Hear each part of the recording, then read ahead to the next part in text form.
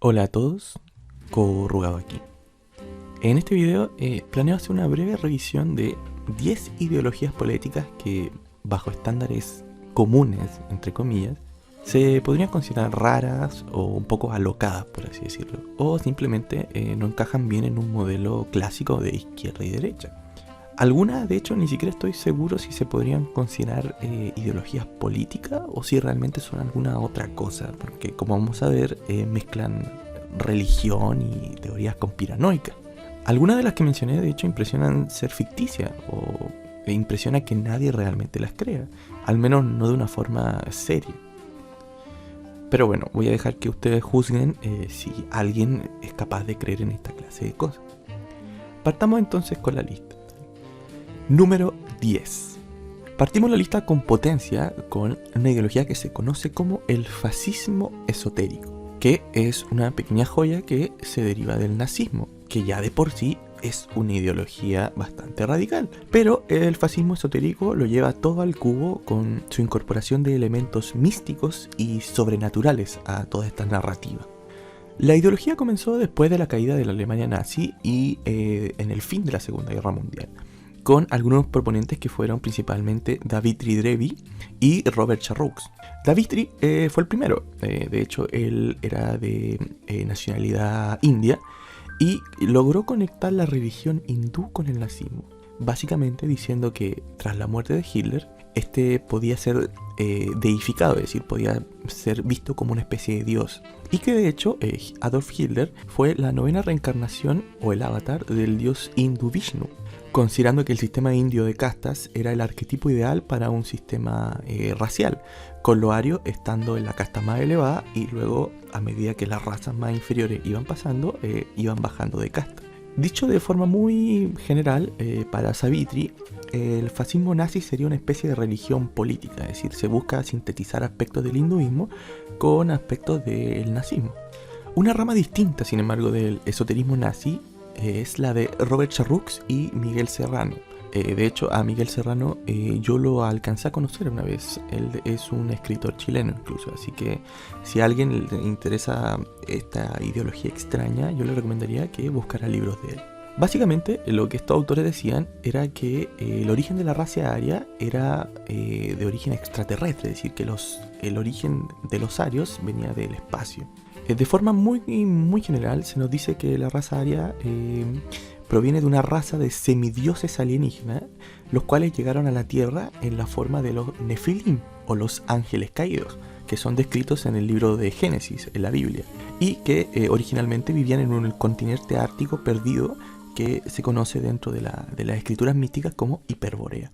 Nos dice, sin embargo, Miguel Serrano que en un intento de esta raza, los Nefilim, esta raza de super arios, en un intento por elevar la espiritualidad de los humanos corrientes de la Tierra, sufrieron un trágico accidente. Lo que les pasó fue que al mezclarse con los humanos normales, es decir, con los mortales, diluyeron la pureza de su sangre y con eso, de alguna forma, como que perdieron su despertar espiritual o sus poderes místicos. Según Serrano, cuando ocurrió el fin de la Segunda Guerra Mundial y Hitler estaba encerrado en su búnker, Hitler no se suicidó, sino que más bien logró escapar de la Alemania y se fue al Shambhala, que es como una especie de mundo donde vive esta raza de alienígenas arios, y que logró contactarse con esta raza y que algún día Adolf Hitler va a volver con una flota de naves espaciales para luchar contra los judíos, que según Miguel Serrano son hijos del Demiurgo, que sería como una raza malvada de aliens, y que están apoyados por Jehová, que sería como un alien malvado.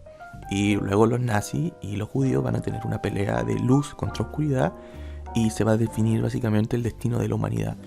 No podría inventarme esta mierda ni aunque lo intentara. Número 9. Orwellianismo o socialismo inglés, como le llaman algunos. Basado en la popular novela de George Orwell, 1984, este modelo, entre comillas, intentaría emular el sistema sociopolítico que en ese libro se expone, pero aplicándolo a la vida real. Entonces, ¿cómo es este modelo? Bueno, dicho de forma muy general, en este modelo existe un grupo reducido de superpotencias. En el libro son 3. las cuales controlan todo el mundo y se encuentran en una especie de guerra perpetua, sin que ninguna de estas superpotencias le pueda sacar ventaja a la otra. Y secretamente, estas superpotencias en realidad son una especie de aliados. Las tres tienen la misma ideología y simplemente están en esta guerra eterna como una excusa para mantener a la gente ocupada produciendo cosas inútiles o mandando a detractores del sistema político a morir a la guerra. En cada una de estas potencias, el Estado tiene un control total y absoluto de todas las personas. Hay una vigilancia masiva en las casas, en los lugares de trabajo, en las calles. Hay cámaras por todos lados, hay espías secretos, hay policías que ven si tú sigues o no sigues la ideología del partido, etc. Además de eso, a las personas que son detractoras se les puede torturar o se les realiza lavado de cerebro para que se conformen con el partido. El sistema de poder, es decir, el sistema jerárquico, se divide en tres clases. El partido interno, que sería básicamente la élite, es decir, los que manejan todo esto. El partido externo, que sería como una especie de clase media, o básicamente los burócratas, es decir, los que reciben las órdenes de la élite y hacen todas las cosas que ellos le dicen. Y finalmente tenemos la prole, o el resto de la población, que sería usada como mano de obra barata, o sería mandada a la guerra contra estas otras dos superpotencias. Tanto la prole como el partido externo se mantienen en un estado constante de escasez de bienes y alimentos. Es decir, siempre están pasando hambre, siempre están cansados, siempre tienen alguna necesidad. Básicamente justificándolo de la forma de que hay escasez porque están en una guerra. Pero en realidad esto sería un mecanismo de control del partido interno o del Estado para mantener a la gente débil física y mentalmente, para evitar obviamente que haya una especie de revuelta o de revolución. Este control absoluto, como dije, se realiza mediante vigilancia por cámara, policías que serían policías del pensamiento que estarían exclusivamente dedicados a buscar personas que piensen distinto o que tengan ideas un poco peligrosas para el Estado, una propaganda intensa por todos lados y incluso la modificación del lenguaje para evitar que existan palabras peligrosas. Es decir, el lenguaje está hecho de tal forma que hay palabras que no existen para evitar que la gente pueda expresar o articular ciertas ideas que no vayan acorde al partido. Además de eso, este sistema político cuenta también con tres ministerios, que serían el Ministerio de la Verdad, que se encargaría básicamente de hacer revisionismo histórico, es decir, borrando datos que al partido no le convengan, cambiando hechos históricos en los libros, modificando fechas, borrando personajes históricos, etc. El segundo ministerio sería el Ministerio del Amor, donde se haría el lavado de cerebro a las personas y las tortura a los detractores. Finalmente estaría el Ministerio de la Abundancia, que sería básicamente el ministerio que se encarga de mantener a la población general con el mínimo para que pasen hambre y pasen escasez. Además de eso, se nos menciona que el gobierno también tiene una especie de red secreta de agentes que actúan como si fueran parte de una revolución como oculta para atrapar a las personas que son revolucionarias. Es decir, esas personas revolucionarias creen que están entrando como un grupo revolucionario de ellos, pero en realidad son agentes del gobierno que simplemente los van a agarrar y los van a torturar o lavar el cerebro. Entonces, entrando en un poco más de detalle, las clases serían, como dije, sería la élite, que se compondría por una minoría que vivirían en un estado de completo lujo, con abundancia de comida, abundancia de diversión, y además ellos podrían apagar los dispositivos de vigilancia en sus casas. Sin embargo, pese a que ellos mismos son los que crean las reglas, cada miembro de la élite vigila al otro miembro de la élite para evitar que cualquiera de ellos tenga alguna idea como un poco chistosa y trate de botar todo el sistema. Y además, si bien no hay mucha oportunidad de las personas de la clase media o de la prole de subir a la élite, si una persona muestra una lealtad ciega y absoluta y muy ambiciosa por el partido, en algunos casos muy raros puede que esa persona llegue a ser parte de la élite. Luego tenemos, como dije, el partido externo, es decir, que el cuerpo burocrático que hace operar todas las órdenes de la élite.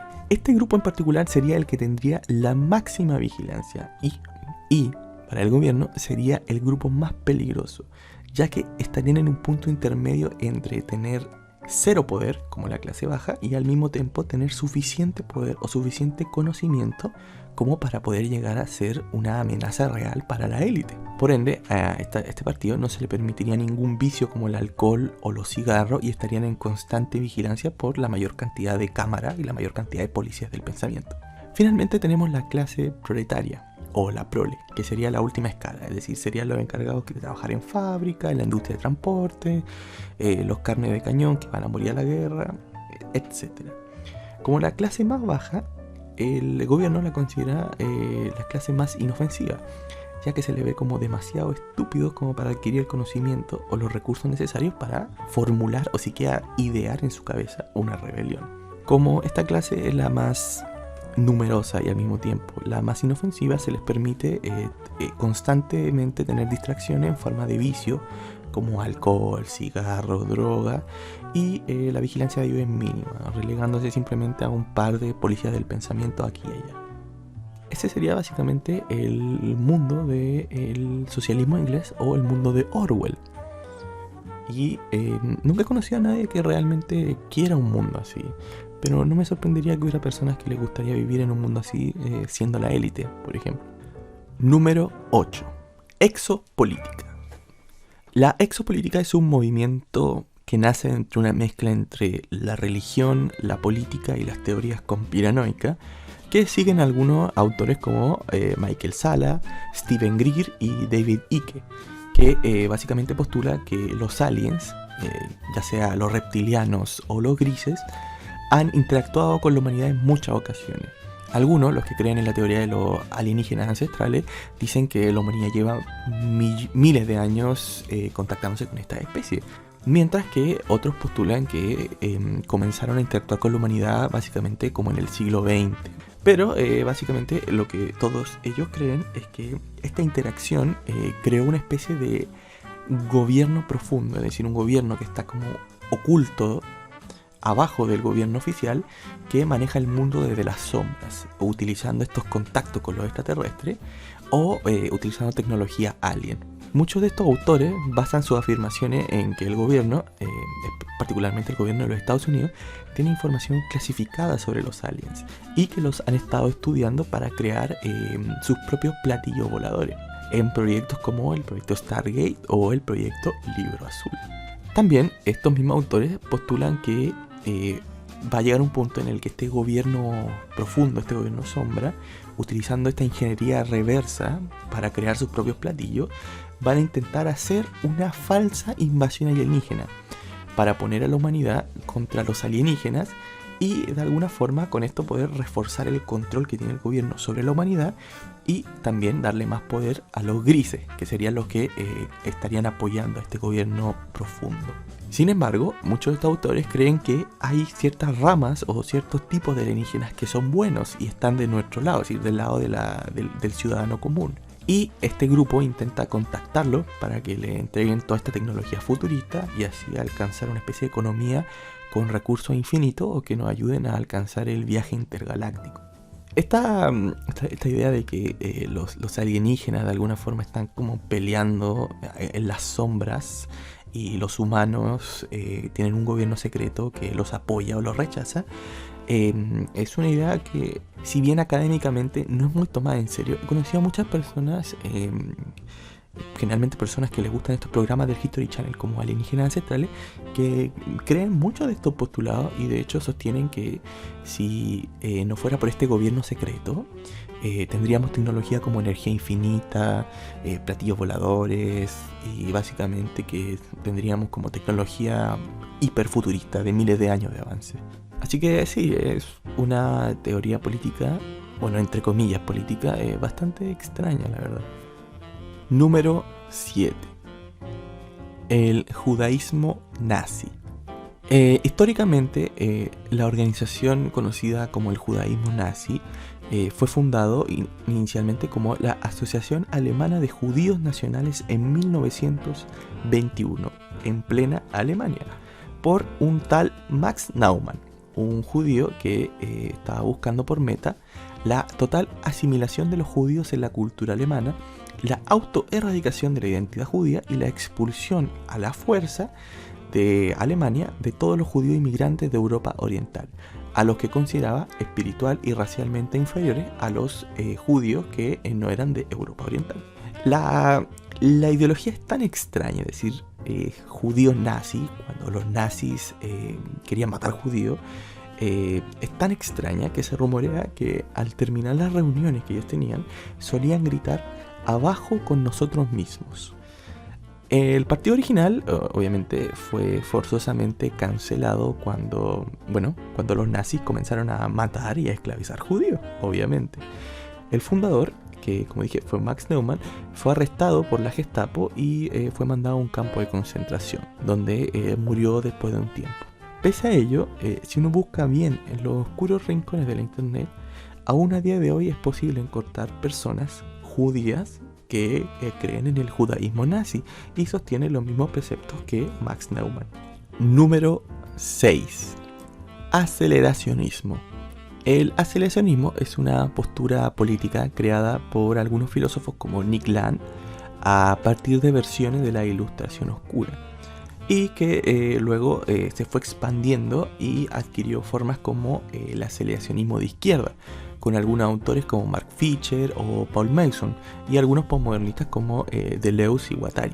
La idea básica del aceleracionismo es, como dice el nombre, acelerar.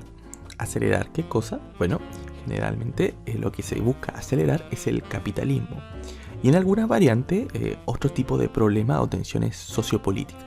¿Con qué fin? Con el fin de que al hacer esta aceleración se pueda conseguir un cambio social radical, ya sea como la forma de una sociedad postcapitalista, una singularidad tecnológica o la completa aniquilación de la sociedad y de la especie humana.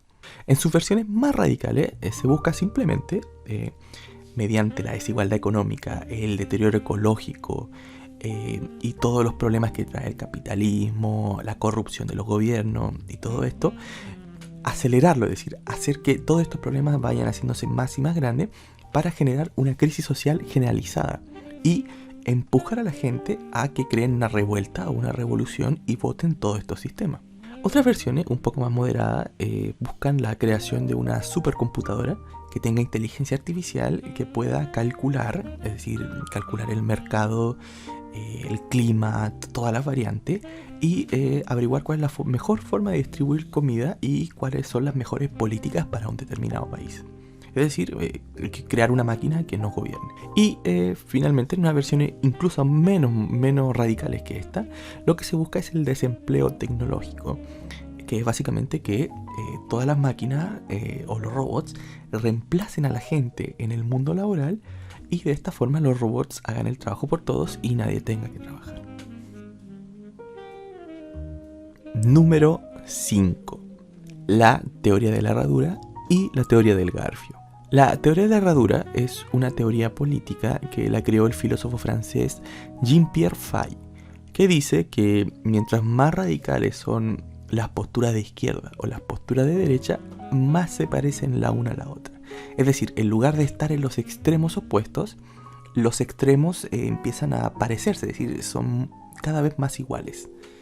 Argumentando que mientras más se radicalizan, todas estas versiones de la extrema izquierda y las versiones de la extrema derecha tienden a gravitar hacia alguna especie o forma de autoritarismo o totalitarismo. Otros componentes que se dice que estas dos posturas radicales, tanto de la izquierda como de la derecha, tienen en común son el elitismo y una versión de populismo.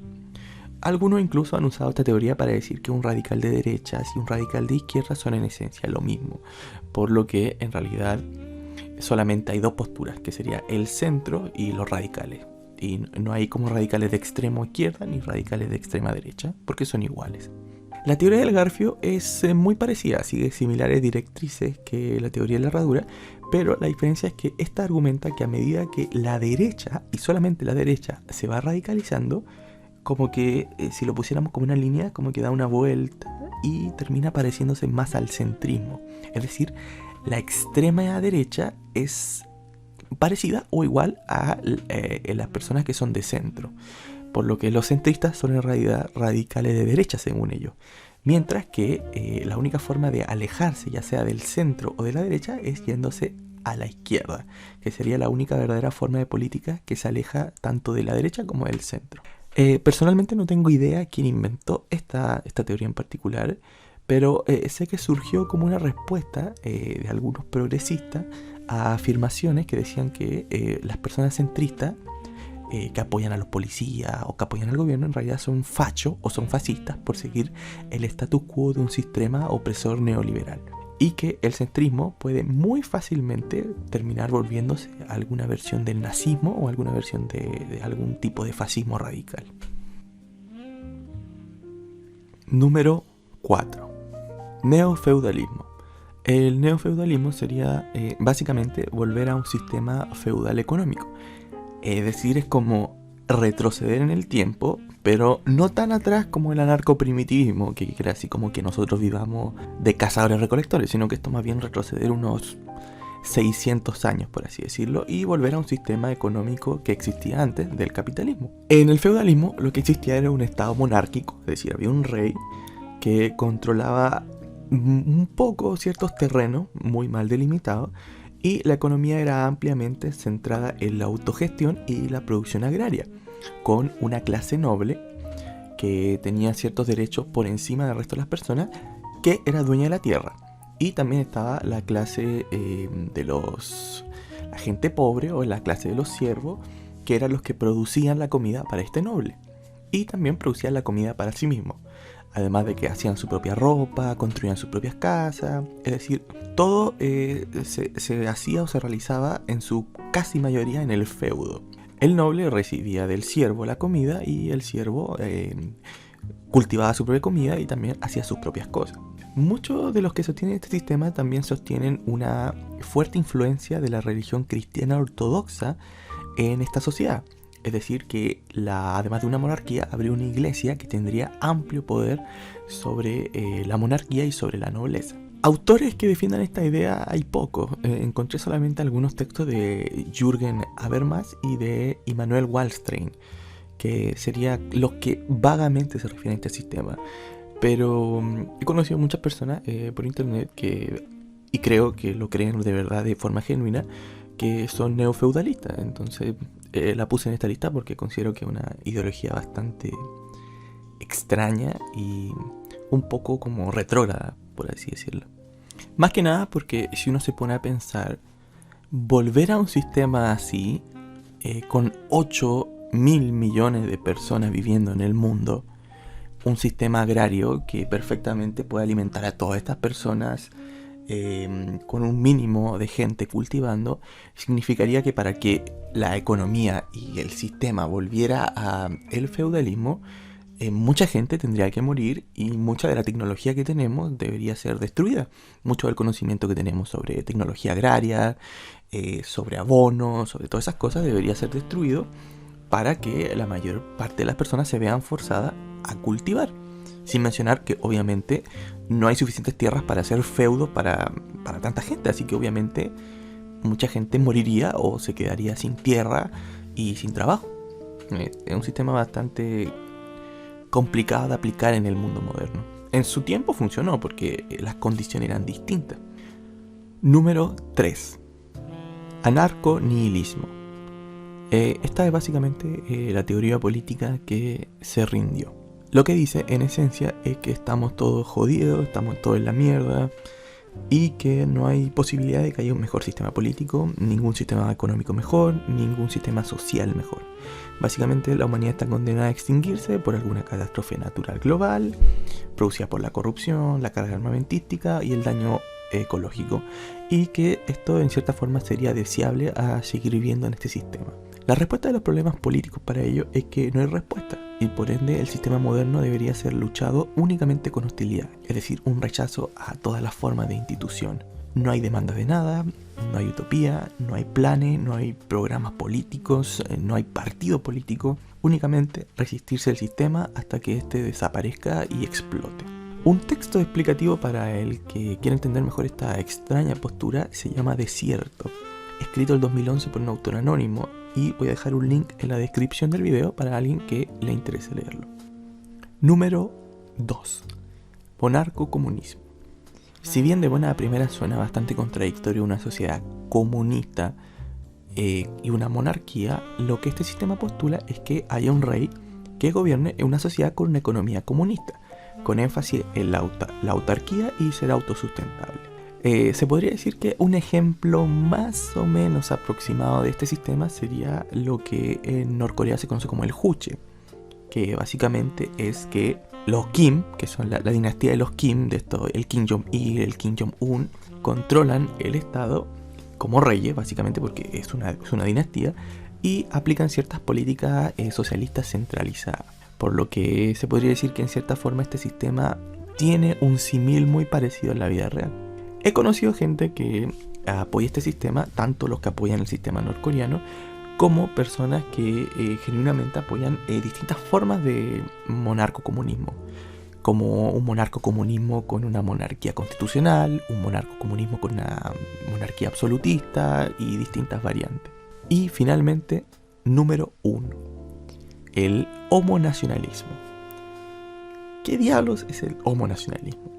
En términos muy simples, el homonacionalismo sería la mezcla entre los partidos LGBT y el nacionalismo. ¿Cómo lo juntan? Bueno, lo juntan diciendo que los países deberían tener bordes cerrados, con un fuerte control migratorio, debido a que muchos inmigrantes poseen ideologías que son anti-LGBT o son homofóbicas, y que las culturas occidentales, que ya poseen en su mayor parte matrimonio entre parejas del mismo sexo o bastantes derechos a los homosexuales como derecho a adoptar personas, es algo que es como culturalmente propio de Occidente y debe ser protegido de culturas que no apoyan esta idea, como radicales islámicos o distintas culturas que son homofóbicas, por lo que cualquier intento de traer gente de otras naciones podría atentar con el aspecto pro-gay de la sociedad. El homonacionalismo además promueve un énfasis en la cultura nacionalista,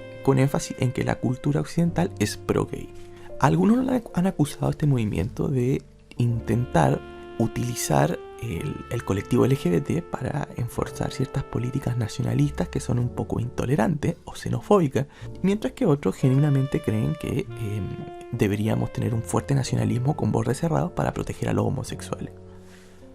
Y bueno, ese fue mi top 10 de ideologías políticas extrañas. Conozco otras, y de hecho yo creo que podría dar para otro video, pero creo que de momento con estas 10 yo creo que ya podemos ver más que nada qué clase de ideas sueltas o ideas locas andan dando vueltas por ahí. Muchas gracias por escucharme.